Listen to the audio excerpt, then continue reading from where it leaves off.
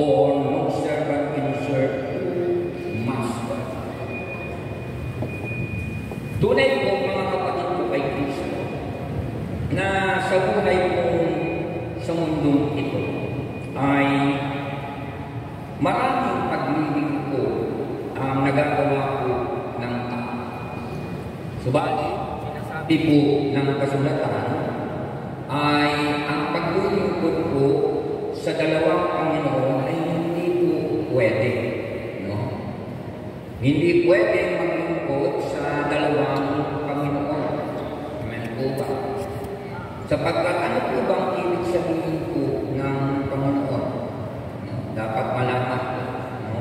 Anong ibig sabihin po ng Panginoon? Ang salitang Panginoon po ay tumutukoy po ito, ang pakahulugan po nito ay nagmamayari ng lahat ng bagay at nagmamayari sa isang persona. O sinasabi nga po, Panginoon ng lahat ng bagay at Panginoon ng tao. Ibig sabihin, kapag naglingkod ka sa isang Panginoon, ay kinikilala mo na ikaw ay pagmamayari ng Panginoon na ito. At siya rin ay nagmamayari ng lahat ng bagay. Kaya kung dalawa ang paglilingkuran ko ng isang tao, mahihirapan ko na ito'y kanyang loob.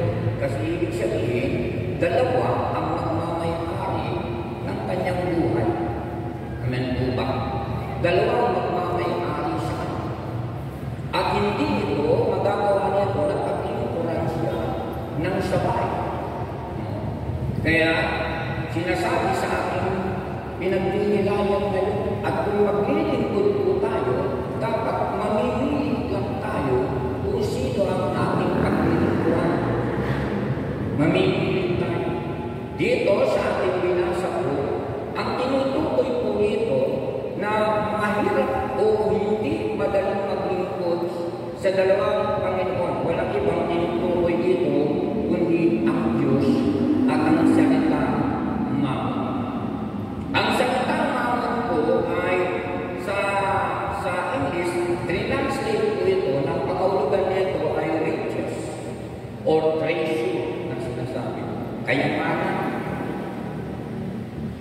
At nagtitiwala siya, pinagtitiwalaan niya ang lahat ng pinagtitiwalaan niya ang anumang bagay o dito niya kinirelay ang kanyang sarili o dinidepende niya ang kanyang sarili. Bilang mga tinawag at mga lingkod ng Panginoon, tayo po lahat ay sa paglilingkod po natin sa Diyos ay marami po sa atin ang nahihirapan. Kasi bakit? Ang kayamanan po o mga bagay dito sa mundo para sa atin, ito po ay mahalaga. Tama po ba? Ngunit, mahalaga din ang Diyos.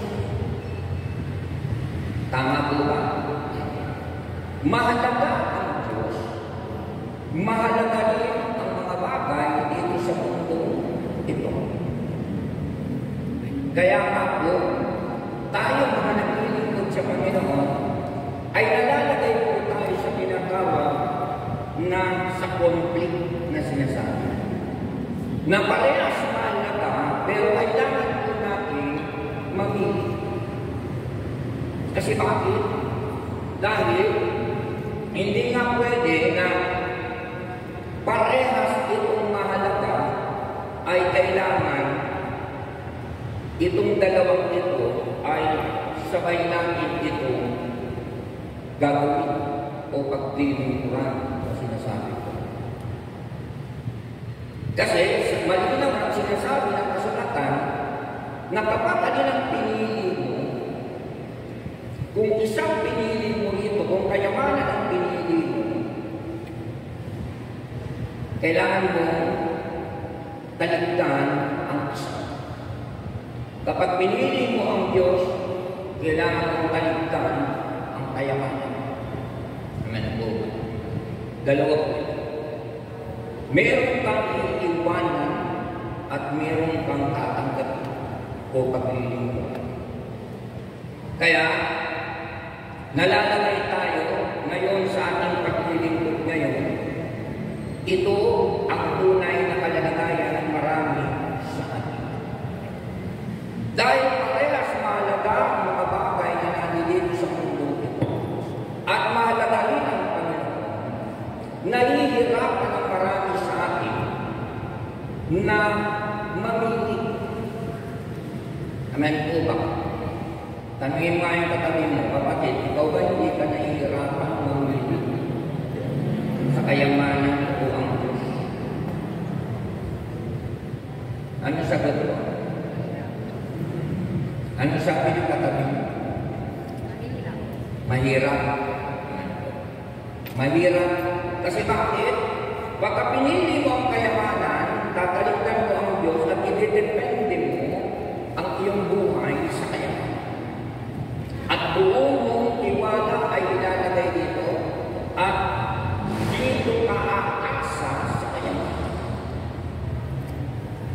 Kaya marami po ngayon ang nagsisitap po kahit mga lingkod na ng Panginoon, ang nagsisitap pa rin na makuha po ang kayamanan nito at magkamit ng kayamanan ng mundo ito. At ito ang dahilan kung bakit marami sa atin na nakakilala na naglilingkod na sa Panginoon ay nahihirapan siya sa kanyang paglilingkod sa Diyos. Dahil para sa kanya, mahalaga ang kayamanan at mahalaga rin ang Diyos.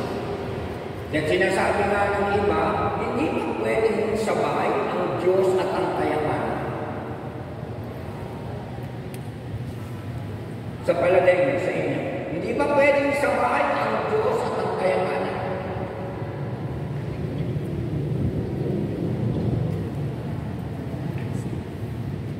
Dito po, pwede natin makita, pwede natin malaman yung ating sarili. Kung ano ba talaga ang pinaka mahalaga sa atin. Or ano talaga ang pinaka priority sa atin.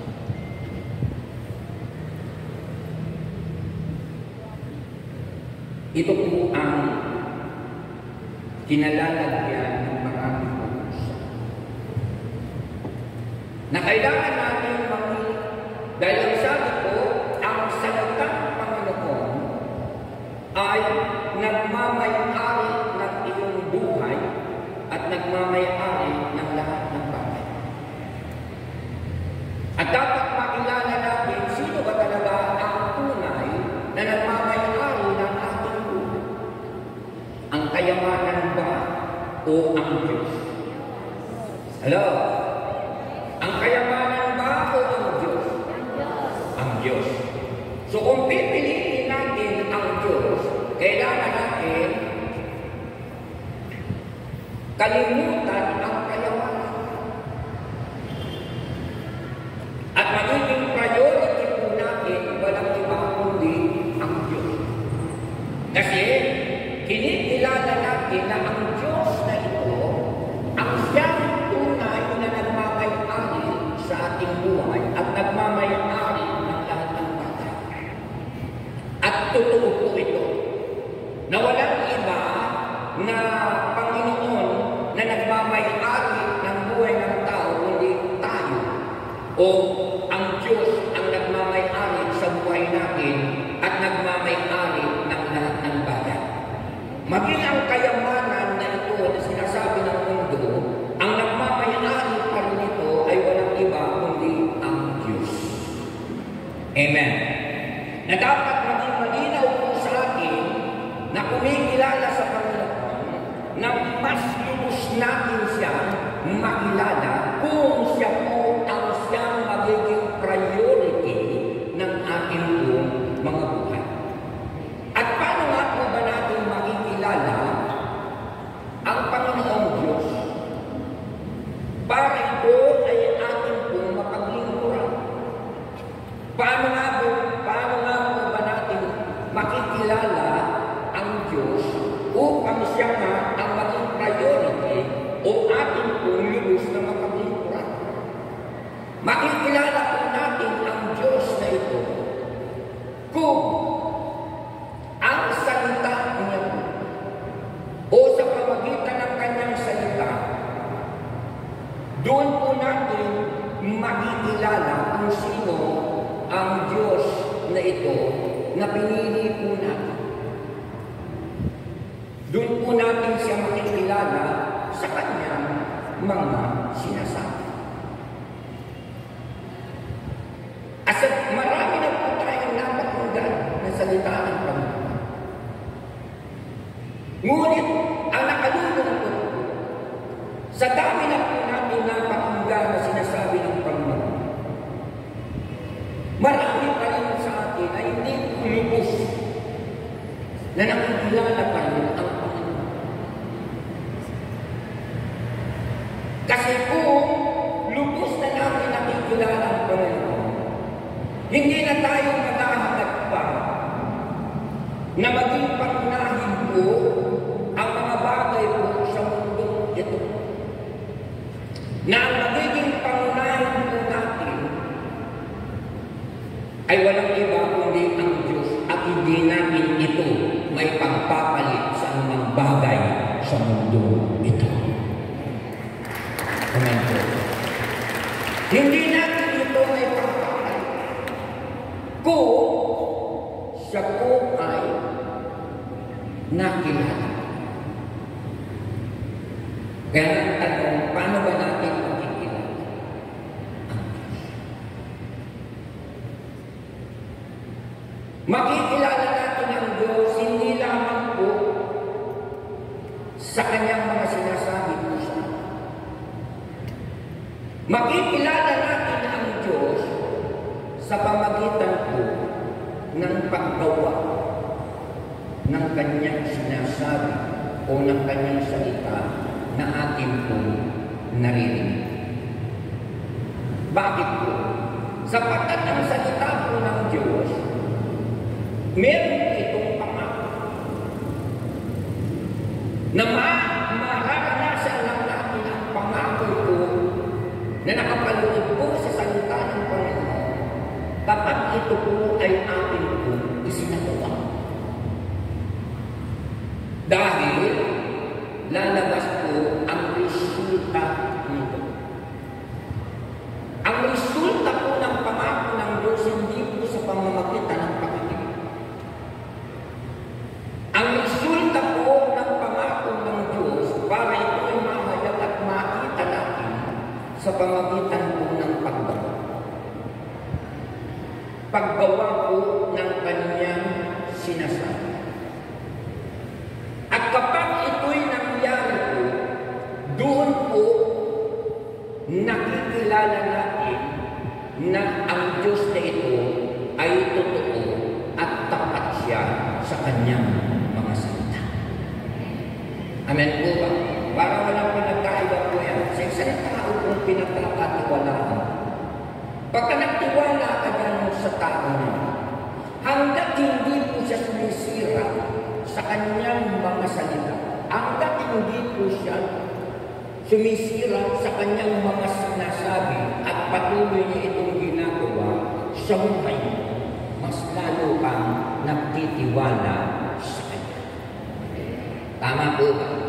Ngunit once na ito po ay sumira po, at may sinabi siya at hindi niya ito ginawa sa buhay niya, ito na po ang simula po ng pagkasira ng ating pagkakilala sa Kanya. At hindi ka na basta-basta nagtitiwala. Amen po ba? Hindi ka na basta-basta naniniwala. Amen po. Tama po ba? Ganun din po ang Diyos. Sa Diyos po, never po nasisira ang Diyos sa kanyang mga salita. Kaya the more ng kanyang sinasabi, ito po yung ginagawa, ito yung aking pong ginagawa, yung sinasabi. Yung pangako po sa kanyang mga sinabi ko, tiyak na ito po yung magaganap sa buhay ko na. Patuloy itong magaganap na lalo na tayo po ay parang magtiwala sa Kanya. Na mas lalong ilagak natin ang ating sarili sa Kanya. Idepende natin ang ating sarili sa Kanya. Dahil ang Diyos kailanman hindi siya sisira sa Kanyang mga salita. Dahil ang sabi niya, kapag sinabi ko, gagawin ko.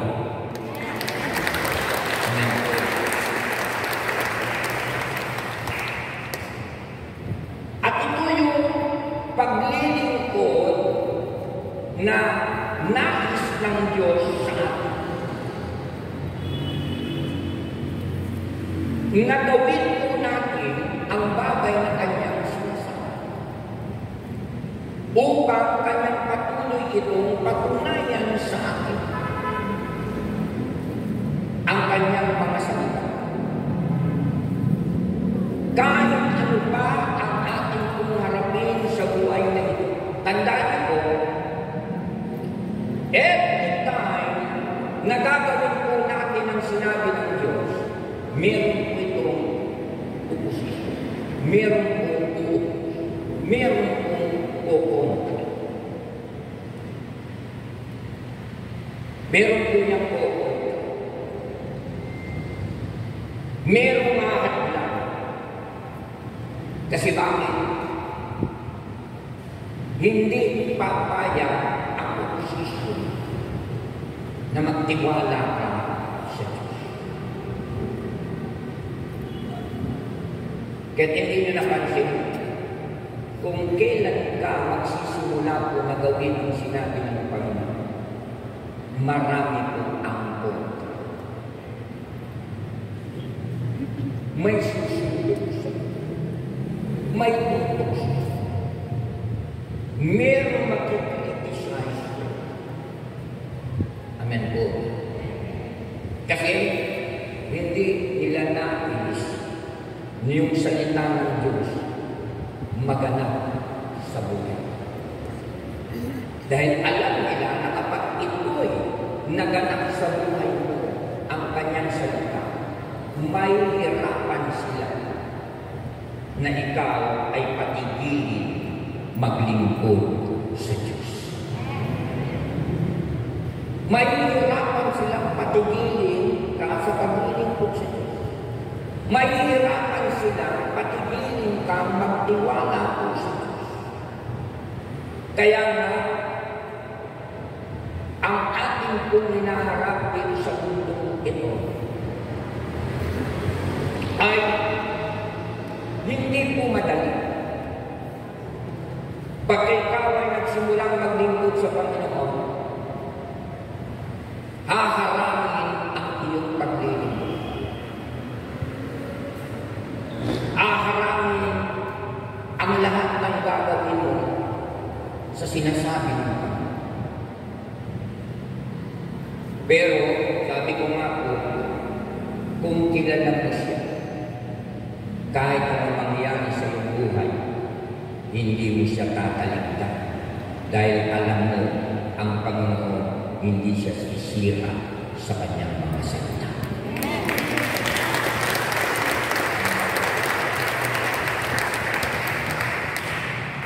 Dahil kilala mo siya, kung sino siya. Kaya nga, ang Panginoon nagpapakilala mo sa atin. Ang pagpapakilala ng Panginoon sa atin sa pamagitan ng Kanyang salita. Kaya kung bakit niya inahayag ang Kanyang salita, gusto niyang magpakilala sa bawat isa sa atin. Kung tatanggapin mo at gagawin mo, saka mo lang siya makikilala. Pero kung pinakikinggan lang natin siya at hindi natin ito ginagawa, never na never mo makikilala ang Panginoon. Kaya marami sa atin na nakikinig po, hanggang ngayon, hindi niya pakilala ang Panginoon. Kaya ang paglilingkod ng marami po sa atin, on and off, ang paglilingkod ng marami po sa atin ay alangan. Kasi ang totoo, hindi natin siya kilala. Kasi kung kilala mo siya, hindi ka titigil sa pag-ibig. Hindi ka titigil sa pagsunod. Hindi ka titigil sa paggawa sa sinasabi. Dahil ang paggawa mo sa sinasabi niya, ito yung magpapatibay sa atin ng relation sa Kanya. Ito yung magpapatibay ng ating paglilingkod sa pagkakilala sa Kanya. Amen po. Na ako po'y nagsimula ko na maglingkod sa Panginoon. Bagamat ako'y nagsimula ko maglingkod, hindi po sa ministry ito. Hindi sa gawain ng konsa. Pero hindi po ako nasa labas ng simbahan. Nasa loob din ako ng simbahan ng Katolik.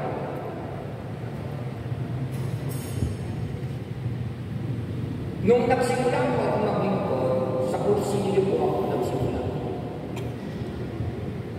Pero, nakita ko po doon, nang simula ko, na ako'y magsimula po magpakilala sa akin ang Panginoon sa pamagitan ng kursilyo ko. Grabe po yung aking alam ng paglilingkod ko sa Panginoon. Pero, nakita ko rin na sa kursilyo ko, wala silang follow-up. Pagkatapos mo makadway, pagkatapos mo tubuan doon, wala na siyang follow-up. Kaya 3 months, okay yung iyong relation, nagagawa mo na umiwas po sa tukso, nagagawa mo na umiwas po sa anumang bagay na tinalagyan. Pero dahil lang sa walang follow-up, naging mas masahol ko yung aking buhay. Naging mas, kung nabitawan ko po noon lahat ng bisyo, nung magsimulan ko, pero dahil sa wala po yung follow-up, ay naging worse po ang aking buhay. Bumalik po sa dati ko pamumuhay at naging mas malala. So nakita ko, kulang. At ang kulang po sa kursilyo ko, kulang po sa salita po ng Diyos. Kasi pagkatapos kong graduate po sa kursilyo, wala na pong salita po ng Diyos na para mas lalong makilala ko ang Panginoon.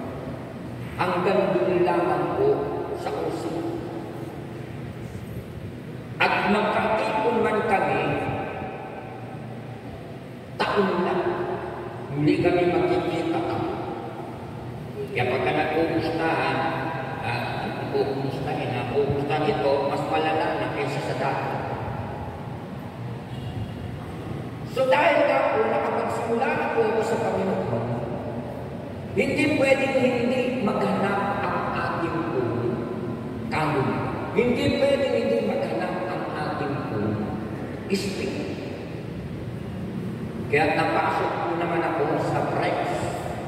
Alam niyo po ba yung PREX? Alam niyo po ba yung Paris Renewal Experience? Doon po, meron na pong salita. At doon po ako nabaptized by the Spirit. Nagkaroon po ako ng pagkauhaw sa salita.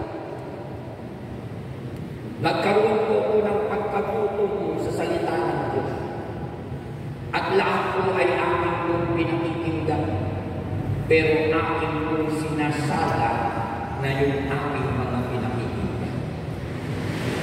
At doon po ako nagsimula po na i-apply ang salita ng Panginoon.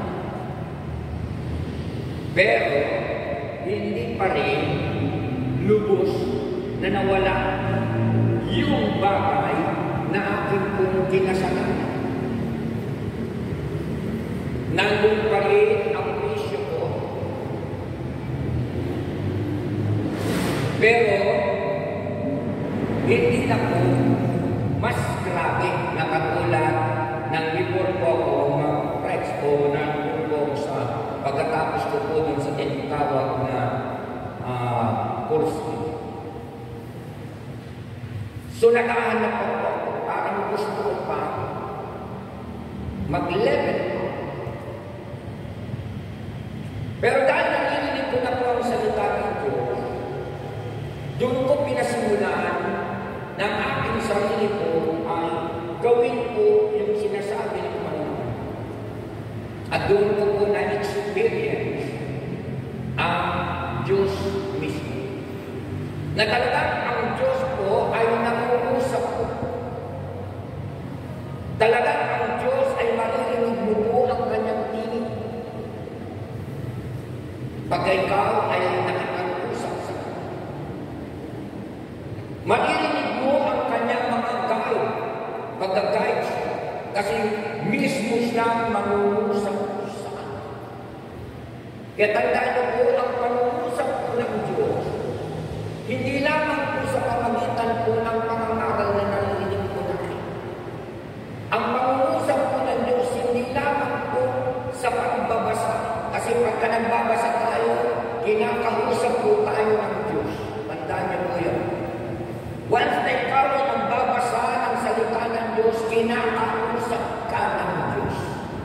Kaya kung ano yung sinasabing nababasa mo, ibig sabihin, yan ang gusto ng Diyos na gawin mo sa iyong buhay upang lubos mo siyang makilala kung sino siya sa iyong buhay. Amen po. Ngunit hindi lamang po sa pagbabasa ng salita ng Diyos na nangungusap ka na Diyos. Maririnig mo siya audio kapag ikaw ay nakipag-usap sa Panginoon. Mostly kasi sa akin, pagka tayo nakikipag-usap sa Panginoon, through prayer, tayo lang ang madaldal. Taniming ka gabi mo kapatid. Ikaw ba ang madaldal sa pagkipag-usap sa Diyos? Hello? Tayo po ang madaldal. Kaya ako, pagkatapos natin magdadaldal sa Panginoon, tapos na rin tayo makipag-usap sa Diyos. Tama. Kaya hindi natin marinig ang pag-uusap.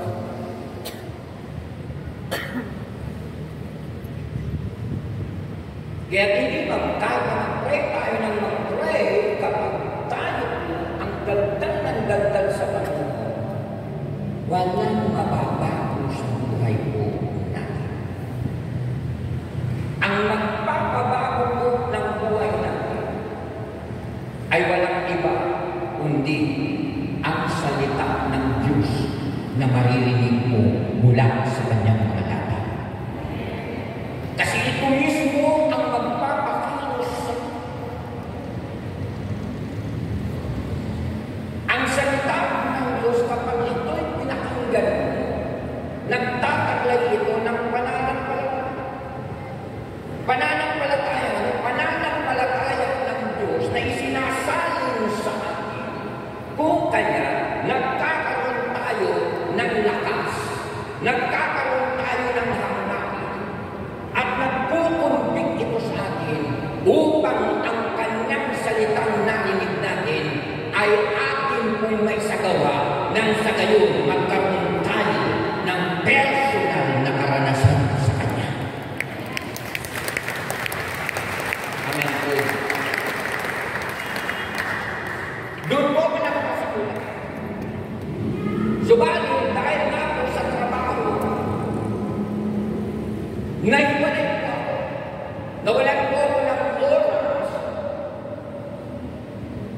sa pakikipag-relation sa Panginoon. Dahil yung trabaho na aking napasukan ko, wala po akong day po. Kaya kung may 365 days, 365 days din ang pasok ko. Isang taon. Pero niyo po, kung may 365 days sa isang taon, 365 days din ako pumapasok. So nawala ng tao sa Panginoon. Mas minahal ko po, mas napamahal ko sa amin ang trabaho. Nawala ko. Totoo yung sinasabi ng ating bilang. Dahil kung ano na yung ginagawa ko dati, magiging buhay mo ito. Mawawala ka sa Panginoon. Kasi bakit? Hindi pwedeng hindi ka mamili. Hindi pwedeng hindi taligdan ang isa na dati mong ginagawa kasi bakit? Meron na naging kapalit. Nawalan ako ng panahon sa Panginoon. Pero tingnan niyo po, ang Diyos, gumagawa ko siya ng paraan para muli ka na tatagpuin at bigyan ka muli ng pagkakataon. Amen po. At nasumpungan ko po ang gawain ito sa Pasko Drive. Kung natatandaan niyo yung radio po noon, antena kawayan sa Mia po. Doon po ang gawain. Isang araw po, pagkatapos po mag-overtime, gabi po ang gawain po noon. Gabi po. Kaya nagkaroon po ako ng time. Tapos na akong trabaho. Nagpapahinga po ako doon sa itaas ng gwardiya, yung pinaka-tower. Doon ko narinig po yung pangungusap ng Panginoon. At doon pinakita sa akin ng Panginoon yung aking kalalagayan. Alam niyo kung ano pinakita sa akin ng aking kalalagayan? Naglalakbay po ako papunta ng Biblia. At nasabi ko sa Panginoon, hindi ko gusto ang pupuntahan ko ito. Habang nakikinig po ako ng message mula sa gawain, hindi ko po gusto na mapunta ko sa Biblia. Kung ito po yung gawain, sabi ko, nadadalhin ako sa piling mo, dali mo pa ako. Dahil ayaw ko magtatapos ang buhay ko sa mundo ito na ang pupuntahan ko ay impyerno. Gusto ko, Lord, na magtatapos ang buhay ko na ang pupuntahan ay ang makapiling ka. Magpakalan.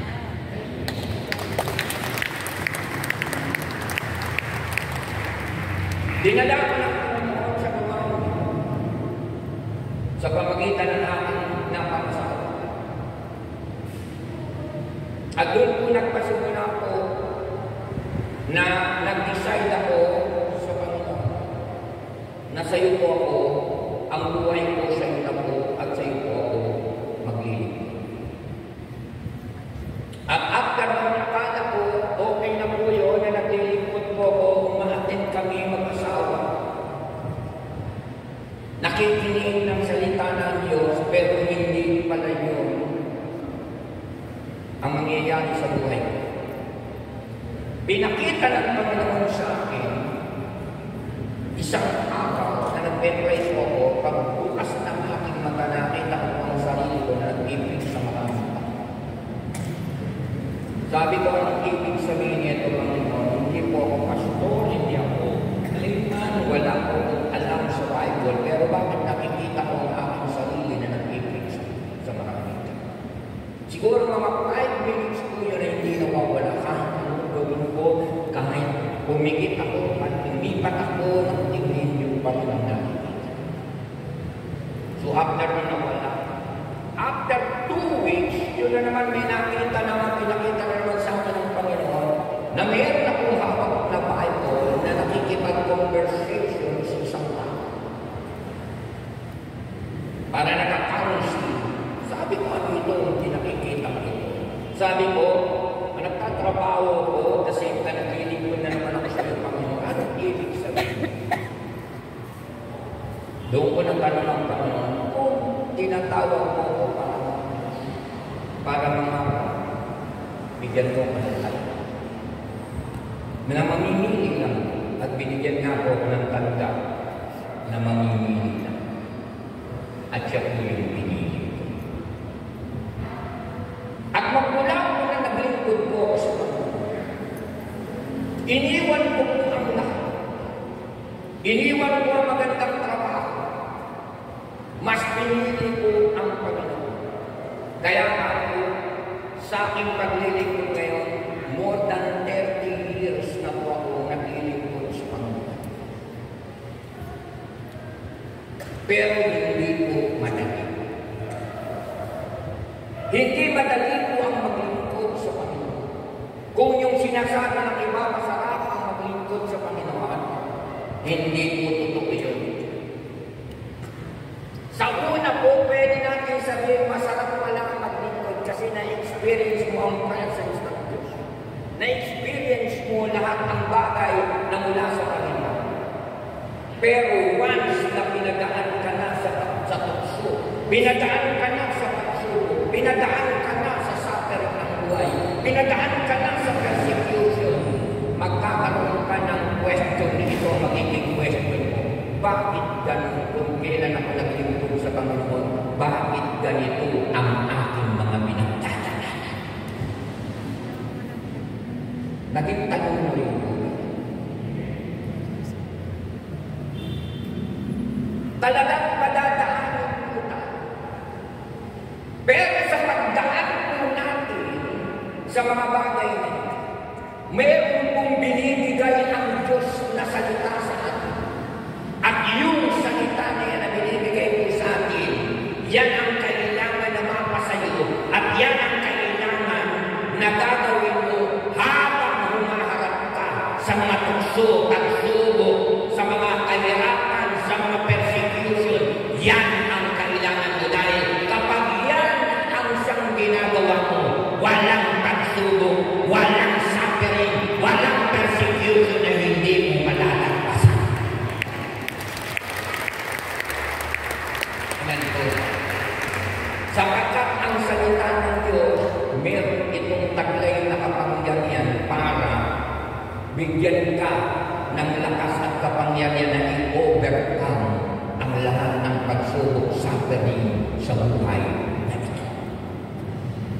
At kapag nagumagana ka, nararanasan mo ang salita ng Diyos, damo na ang iyong paglilingkod ay magiging matibay. Magiging matatag. At doon mo pwedeng ipagmalaki ang Diyos. Nasasabihin mo, tapat ang Diyos. Tapat ang Diyos sa kanyang mga pangako.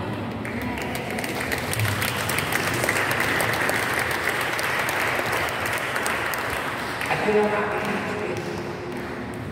At nalaman ko na ang mga pagsubok at mga trials, o mga trials, ang mga tukso, ang mga suffering and persecution, inayang sa akin ng Panginoon, ito ay may level.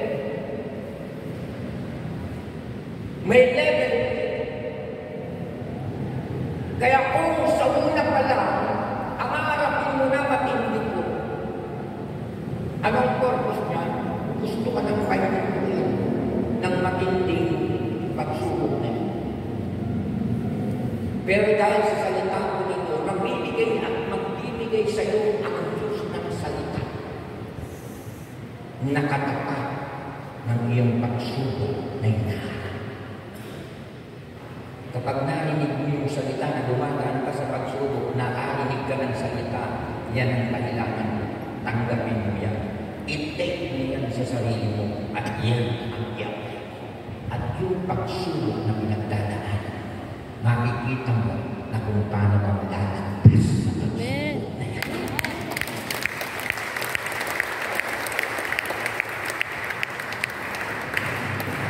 Naranasan ko na kung saan yung pagsubok na ito, kung matindi na, may kasunod pa mas matindi. Kung mas matindi pa, mayroon kang susunod pinakamatindi. Kung mayroon kang pinakamatindi na pinagdadaanan ng pagsubok, akala natin tapos na, mayroon pa sukdulan sa tindi. Sa apat ko na yun, nasa nakuha.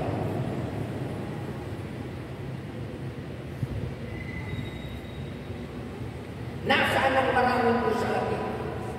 Nasa matindi pa ba? O nasa mas matindi na? Nasa pinakamatindi na o sukdulan sa tindi? Hello? Kaya kung nasa matindi ka, umangat ka pa. Huwag ka mag-stay sa matindi lang. Lagpasan mo yung matindi. Kung nasa mas matindi ka na, lagpasan mo pa yan. Yung mas matindi. At malalagpasan natin ito yan. Dahil ang salita ng Diyos hindi nagbabago ang kapangyarihan ng salita ng Diyos.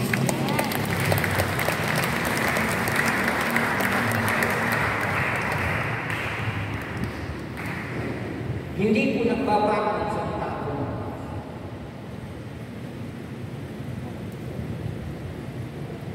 Tapat po siya sa kanya. The more na dumadaan po tayo at inaalaw natin ang salita ng Panginoon, alam niyo kung anong mangyayari sa buhay mo natin. Alam niyo po ba kung anong magaganap sa buhay mo natin? Hindi niyo alam. The more po natin na ginagawa po ang salita niya, hindi mo namamalaya na ang salita ng Diyos niya ay nagiging buhay mo na.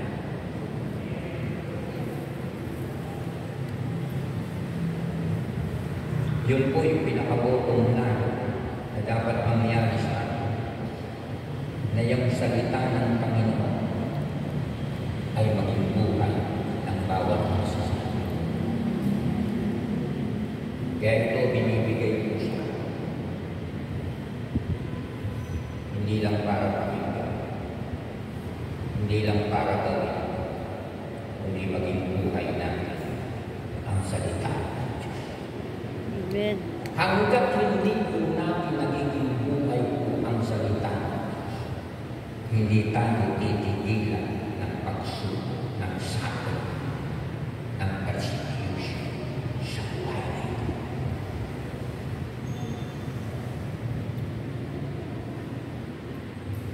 Pero kapag naging buhay mo ang salita ng Diyos, titigil ang sakit, titigil ang persecution, titigil ang pagsubok, titigil ang tukso.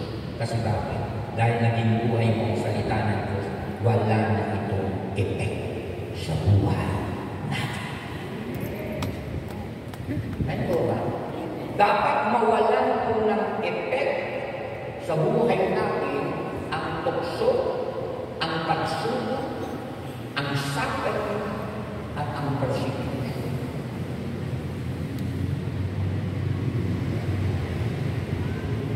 Mawawala kapag naging buhay na ang salita ng Diyos. Nakuha niyo po ako. Kaya kung hindi pa tumitigil ang pagsubok, hindi pa tumitigil ang sakit sa bawat buhay, ang bawat sasakit, ibig sabihin, hindi mo pa nagiging buhay ang salita.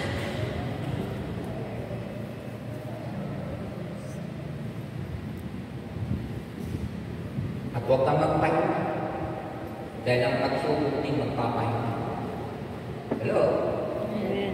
Pagka nagpahinga ka, magpapahinga din siya. Kapag nagsimula ka, magsisimula din siya.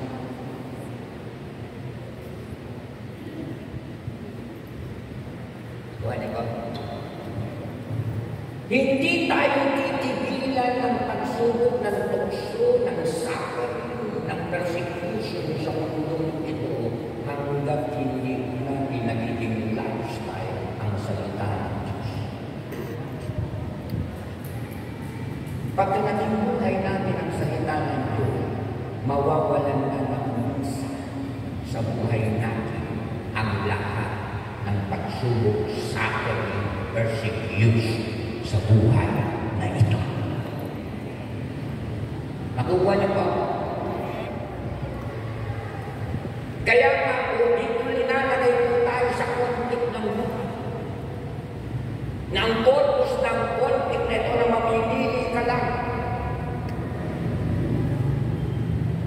At ang yaharap po sa iyo, puro mahalaga para sa iyo. Pero kailangan mas piliin mo ang pinakamahalaga. At wala na pong hihigit pa sa pinakamahalaga na pipiliin po natin. Walang iba kundi ang Diyos na ating pinapiling po. Wala na hihigit pa na pipiliin tayo sa buhay kundi ang salita ng Panginoon. Hanggang matapos po ang mga pagsubok, suffering, at persecution sa buhay natin.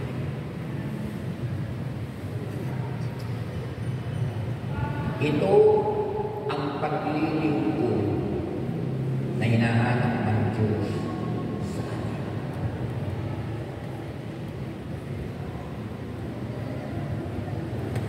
Kaya paglingkod po sa Panginoon, hindi po sa Panginoon. Ang maglingkod po sa Panginoon, pamumuhay sa Kanyang sinasabi. Paggawa sa Kanyang sinasabi.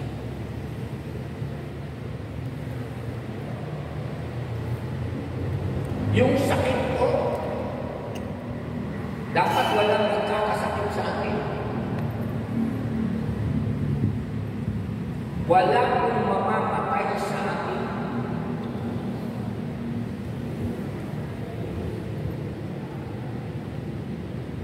Kung namumuhay po tayo sa salita ng Diyos, walang mamamatay sa atin. Aabutan tayo ng Panginoon na mga buhay na naglilingkod sa atin. Hello? Aabutan tayo sa Panginoon, kompleto spirit, soul, and body. Dahil ang salita ng Diyos, ang siyang may kakayanan na mag-preserve ng buhay ng tao. Kaya ang sabi ng salita ng Diyos, hindi lang ang tao nabubuhay sa pagkain, kundi sa bawat salitang namumutawi sa labi ng Diyos. Kaya kahit hindi ka kumain, mabubuhay ka kapag may salita ng Diyos. Amen po ba? May isang madre po sa India, nung mapakinggan na po yung salita po na yun, namuhay siya ng 30 years na hindi mo makain. Instead na kung pag-almusal siya, salita ng Diyos ang pinalit niya. Pagka mananangalihan siya, salita uli ng Diyos ang kanyang pinapalit. Apunan niya, salita uli ng Diyos ang kanyang pinapalit. Namuhay siya ng 30 nang walang pagkain, pero namuhay po siya. Hindi po siya umayan. Tumaba po siya. Pero walang sakit.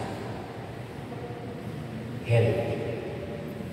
Na napatunayan niya na ang salita ng Diyos talagang totoo, buhay, at kaya siyang i-preserve, kaya siyang proteksyonan, kaya siyang buhayin ito kahit walang pagkain. Ito ba? Salita. At yan ang gusto na mangyari po sa buhay po natin. Yan ang nais ng Panginoon sa atin. Na umarap tayong lahat sa pagbabalik. Kaya nga, gusto niyong matapos po ang pagsubok sa buhay niyo. Pangunahin niyo ang salita ng Diyos, matatapos ang pagsubok, matatapos ang pagsubok. Hanggang hindi natin yan nagiging buhay, paulit-ulit tayo susunod. Paulit-ulit tayong tutusin. Paulit-ulit tayong pararanasan sa sakit. Paulit-ulit tayong pararanasan sa persecution. Pero kapag naging buhay mo na ang salita ng Diyos, ikinikilos mo na ang salita ng Diyos, bukang bibig mo na ang salita ng Diyos, ugali mo na ang salita ng Diyos, wala nang magiging buwang sa iyo ang lahat ng pagsulok, tukso, suffering at persecution sa buhay natin. At yan ang paglilingkod sa Panginoon. Piliin natin maglingkod sa Panginoon. Huwag natin piliin ang mga bagay sa mundo. Ito ang aral na binibigay sa atin. Kasi ang sabi ng Panginoon, no servant can serve two masters. Mamili po tayo. At ito ang Diyos.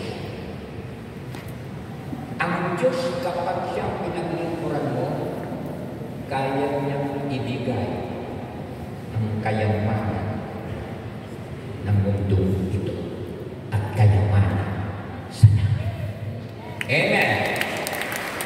Pero ang kayamanan dito sa mundo, hindi niya kayang ibigay ang buhay na nasa langit. Pero ang Diyos, buhay dito at buhay sa langit, kayamanan dito at kayamanan sa langit, kaya niyang ibigay sa atin.